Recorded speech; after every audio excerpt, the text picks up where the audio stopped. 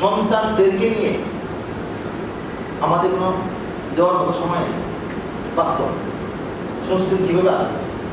সন্তানদের উদ্দেশ্যে পিতাদের নসিহত, তাদেরকে শেখানো, তাদের মধ্যে জীবন বোধ জাগিয়ে তোলা, তাদের মধ্যে সামাজিকতা জাগিয়ে তোলা, তাদের মধ্যে দিনই বোঝটা দেওয়া, এটা তো পিতার দায়িত্ব।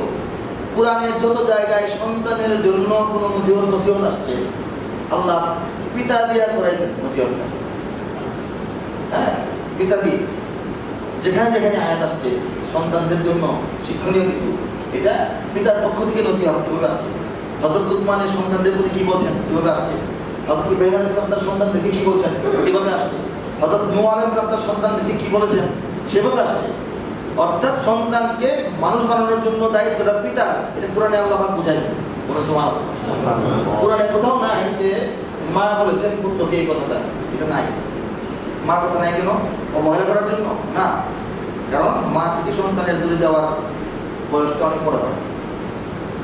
মা তো সন্তানের সঙ্গে থাকবেই, সন্তান যাবে কই? সন্তান যখন বাচ্চা ছোট, তো মা ছাড়া তো উপায় আছে। হ্যাঁ, মা ছাড়া তো উপায় আছে। মার গায়ের সঙ্গে ঘেঁষে থাকা তো তার জন্মগত অধিকার, এবং তার সে বাধ্য সে মায়ের একদম ত্বকের সঙ্গে চামড়ার সঙ্গে লেপ্টে থেকে সে প্রথম তার খাদ্য আহরণ করবে। মা তাকে সবসময় আদর যত্ন করবে। মায়ের হাতের পরশ তার মাথায় বেশি করবে, ব্যাপারটা কম পড়ে, মাঝে মাঝে পড়ে। হ্যাঁ, তো মাকে শিখাই দিতে হবে না সন্তানকে তোমার কাছে রাখতে হবে, আর সন্তানকে বলে দিতে হবে না যে মা কাছে থাকো, এটা অটোমেটিকলি হয়ে যাবে। একটা নারী যখন মা হয়, মা হওয়ার সঙ্গে সঙ্গে তার কোনো ট্রেনিং নিতে হয়।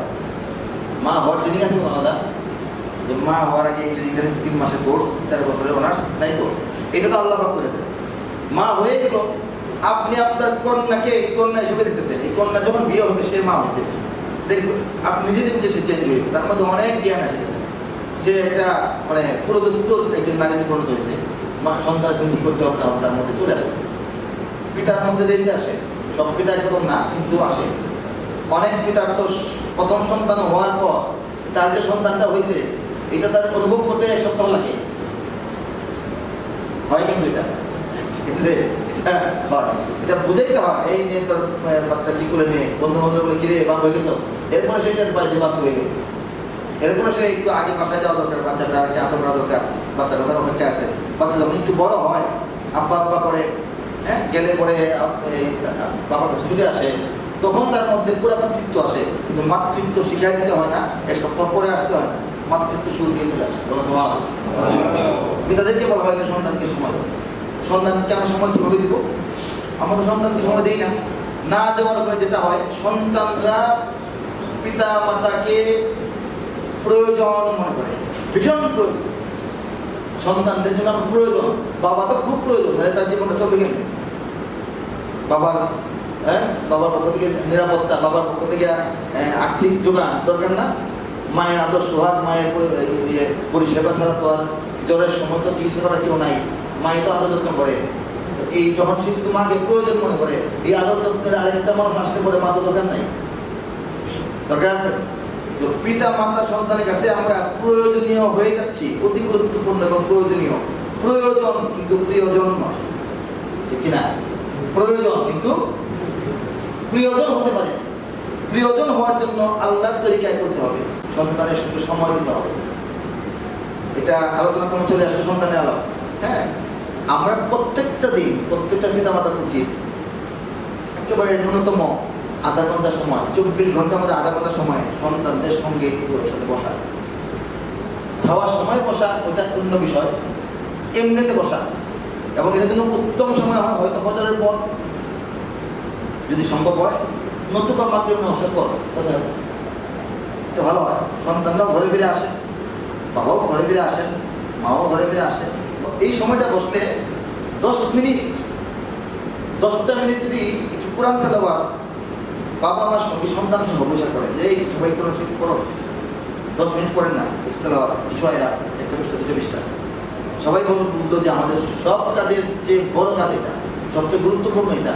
সারাদিন কোনো কাজ হোক না হোক, কম হোক বেশি হোক, আজকে একটা কাজ হওয়ার কথা ছিল কিন্তু অফিস বন্ধ হয় না, ওটা সমস্যা নেই, কিন্তু এই কাজটা করতে হবে। এই বোধটা সন্তানের মধ্যে আসবে। মাগরিবের সময় বাসায় হাজির থাকতে হবে, সে বাইরে ঘুরে ঘুরে মিলে চলে আসবে। এই সন্তানটাকে নিয়ে যদি আপনি পড়েন, এরপর 10 মিনিট এই কোরআনের একটা তাফসীর, একটা ব্যাখ্যা, হাদিসের একটা বাংলা তর্জমা হলেও যদি পিতা পড়ে শোনায়, মা এবং সন্তানরা একসাথে বসে একটা বিছানায় বসে শুনে, এবং আরো 10 মিনিট আপনি এমনিতে একটু উপদেশ দিলেন, নসিহত দিলেন, বাবা কেমন আছে খোঁজ খবর দিন, তুমি কেমন আছো, সন্তানকে কেমন আছো, এই খোঁজ খবরটা দিলেই সন্তান ভালো আছে।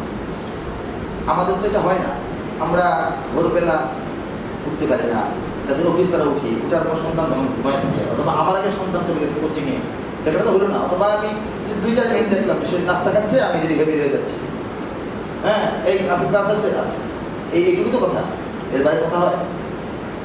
ফিরে এসে যদি আর বাসায় পাই সে সজাগ আছে, তাহলে কি বলি, পড়া শেখা হয়েছে, হ্যাঁ এইটুকুই তো।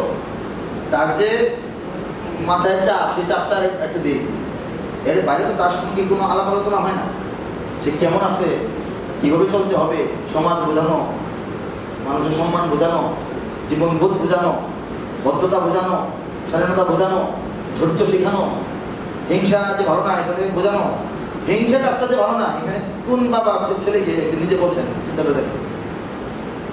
ওয়াজ তো শুনছেন, ওয়াজ করছেন দোকানে বসে মানুষ, কিন্তু ছেলেকে বাবা হিংসা হলো এই জিনিসটা, তোমার বন্ধুর এটা আছে, তোমার খুব খারাপ লাগতেছে, এটা হিংসা, এটা কিন্তু লাগা যাবে, এটা হলে তোমার জন্য এই কথাটা বাবা সন্তানকে বলছে, কয়টা বাবা বলছে, সন্তান তো হুজুরের কাছে ওয়াজ শুনে, বাবার কাছে শুনছে, বাবা বলছে কোনদিন যে পিতা এই 8-10টা বিষয় দোষ মানুষের জীবনে, 8-10টা গুণ, এই বিষয়ে পিতার কাছ থেকে সে কোনো একটা নসিহত পায় নাই, এই সন্তান পিতার ভালো সন্তান কেন হবে? এই পিতা মাতা শুধুই সন্তানের প্রয়োজন হয়ে দাঁড়াবে, প্রয়োজন শেষ তো মহব্বত শেষ, প্রিয়জন কখনো হবে। তো সন্তানদেরকে আমাদের, আমি এই প্রসঙ্গে আরেকদিন আলোচনা পূর্ণাঙ্গ করতে হবে, আজকে ঘটনাক্রমে আসলো কী করতে হবে। তো এই ইসলামিক কালচার থেকে দূরে সরতে হতে আমরা অনেক দূর চলে আসছি, আমাদেরকে পুনরায় ইসলামী সংস্কৃতির দিকে ফিরে আসতে হবে। আমাদের জীবনযাত্রাকে পরিবর্তন করা করে দিয়েছে, আমাদের বছরকে পরিবর্তন করা করে দিয়েছে, আমরা এখন বাধ্য হয়ে চলতে হয়। আমাদের রুচি, আমাদের চয়েস পরিবর্তন, আমরা জীবনকে সফল মনে করি যখন একটা ছেলে, হ্যাঁ আমার একটা সন্তান, সে যখন বয়স হয় 18-19 হয়ে গেছে, তখন তো পিতাকে তখন প্রয়োজন নাই, প্রিয়জন তো হইতে পারে নাই, তখন তার প্রিয়জন হয়ে যায় তার বন্ধু, তার প্রিয়জন হয়ে যায় তার বন্ধু বান্ধবগুলা, হ্যাঁ এটা এই GF বলে এখন, যে বন্ধু হোক, আর তার প্রিয়জন হয়ে যায় বা তার প্রিয় হয়ে যায় ওরাই, তার প্রয়োজন হয়ে যায় একটা আইফোন, একটা বাইক, দুইটা চাকা থাকলেই হবে না, তার তো কিছুই আছে, ফ্যাশন লাগবে, তার হেডাম দেখাইতে হবে। এইগুলি যখন হয়ে যায় তখন আপনার উপর চাপ আসে সন্তানের কাছ থেকে, আমার একটা আইফোন লাগবে, আমার অমুক কোম্পানির একটা গাড়ি লাগবে, এই লাগবে সে লাগবে। কেন লাগবে? এটা সে হয়তো ইন্টারনেটে ঘুরে দেখছে, অথবা তার কোনো বন্ধু দেখেছে, কাজে তার প্রয়োজন হয়ে গেছে, সে বন্ধুকে গুরুত্ব দিচ্ছে বেশি। বাবার অবস্থা কি এটা বিবেচনা করার মতো বিবেচনা বোধ তার বিবেকে সৃষ্টি হয়। বাবার কাছে চাওয়া ঠিক হবে না, নাকি সে বড় হয়েছে এখন বাবাকে বরং তার হেল্প করা দরকার। আগের জীবন যাত্রায় ছিল যে একটা ছেলে যখন হাঁটার বয়স হয়েছে তখনই বাবার সঙ্গে খেতে গেছে, সে বুঝছে আমার জীবনটা হচ্ছে বাবাকে সাহায্য করা, এবং উচিত তো এটা। এখন জীবন লাইফস্টাইল চেঞ্জ হচ্ছে, পড়াশোনা করতে হয়, কিন্তু পড়াশোনার মধ্যে যদি সন্তানের সঙ্গে ডিসকানেক্ট হয়ে যায়, এই সন্তান আপনাকে প্রয়োজন বানাই দেবে, প্রিয়জন বানাবে।